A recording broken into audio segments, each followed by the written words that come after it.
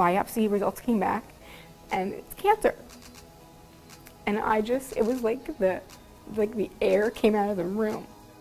He came into, I was in recovery room, 15-minute biopsy. And he walked in, the EMT walked in and said, "You have stage 2 cancer," and he walked out. And it was like somebody smacked me in the head with a bat. It's strange because I had no symptoms. I had a lump, on my right side. My voice was raspy, hoarse, and I thought it was just from the pollen from springtime. When I went to my doctor, he examined him. He said it was probably a bile duct that was blocked. So they told me to go home and gargle with lemon. All of us are afraid of cancer and are afraid of death that comes with that word cancer. But cancer treatment can be incredibly hard and life-altering. There are no two operations in head and neck which are the same.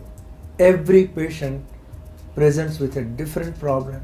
Well, it's a specialized type of treatment, so it's something that it's not as common as breast cancer or prostate cancer or lung cancer. And the treatments may work differently depending upon the disease type or location. 2010, I performed at my best friend's wedding, and that was around when I noticed that something was affecting my singing. Something, I could tell that something was on my tongue, like a small area, like a raised area. If I went out to play ball, I played to win. If I went out to drink, I got drunk. If I had 3 packs of cigarettes, I'd buy the 4th one. So to have this diagnosis with such a stigma attached to it, to the heavy tobacco users and alcohol users, was such a knock for me. Well, they were talking about chemo and radiation and what would happen with the dry arms, dryness of my mouth. Not being able to swallow and eat normal meals is the biggest problem that I try to avoid in patients getting head and neck cancer treatment. I had to be educated. So my wife's a nurse, so she was a lot of help in that area. When you're faced with this, it's almost like your survival instincts kick in. The impact of what we do in the operating room on the patient in terms of his function, his appearance, his aesthetics, the clarity of his speech, the ability to swallow, all of that depends on what we do. Being diagnosed today is much different than it was being diagnosed in 2011, just because there's so many more advances. I've been fortunate to have lived through essentially the past half century to see the evolving changes in the surgical armamentarium for head and neck cancer.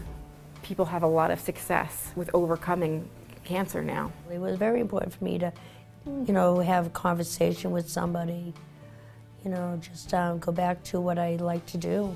So I got in my truck and I drove to the Staten Island Mall. I was afraid everyone's going to look at me like I was a monster. Well, I drove to the Staten Island Mall and I bought myself a pair of sneakers. And nobody looked at me like I was a monster. I don't know what caused this, but if I could have stopped it, if I could go back, I still wish it would have never happened.